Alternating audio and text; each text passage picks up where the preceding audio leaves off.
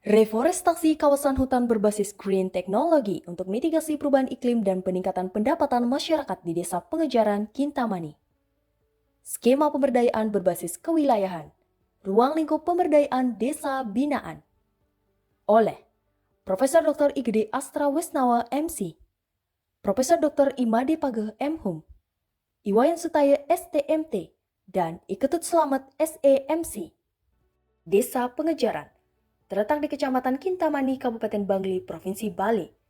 Pertanian dan perkebunan menjadi tulang punggung ekonomi desa, dengan komoditas andalan seperti kopi, jeruk, labu siam, kol, dan cabai.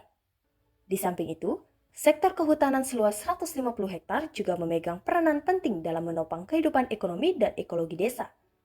Hak kelola kawasan hutan desa telah diberikan kepada Lembaga Pengelolaan Hutan Desa Sumberwana berdasarkan Peraturan Desa Pengejaran dan Keputusan Menteri LHK RI.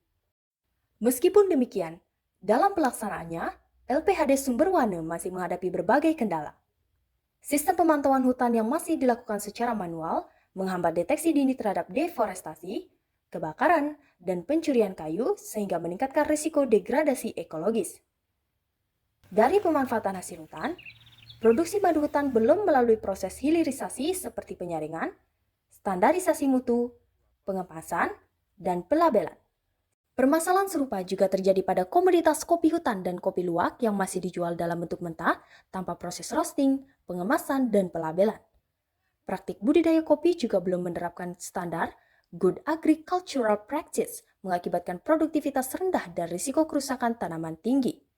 Selain itu, penjualan kopi masih bersifat pasif dan bergantung pada pengepul maupun strategi pemasaran yang jelas. Selain LPHD, Desa Pengejaran juga memiliki kelompok wanita tani Mekarsari yang aktif mengembangkan budidaya labu siam dan usaha jajanan tradisional.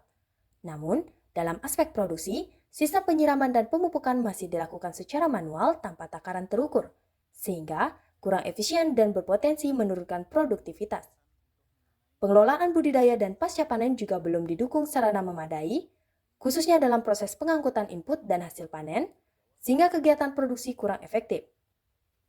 Di sisi pemasaran, penjualan labu siam masih bergantung pada sistem penjualan mentah dengan harga yang fluktuatif sehingga pendapatan kelompok tani tidak stabil. Pada unit usaha jajanan tradisional, keterbatasan alat produksi yang masih manual membatasi kapasitas produksi. Produk juga belum memiliki kemasan yang menarik, higienis, dan sesuai standar pangan, sementara pemasaran masih terbatas pada jaringan internal desa. Untuk menjawab berbagai permasalahan tersebut, pada tahun pertama dirumuskan sejumlah solusi strategis yang terarah pada penguatan kapasitas kelembagaan, peningkatan nilai tambah produk, serta transformasi teknologi dan pemasaran. Lestari hutannya, bernilai produknya, sejahtera masyarakatnya.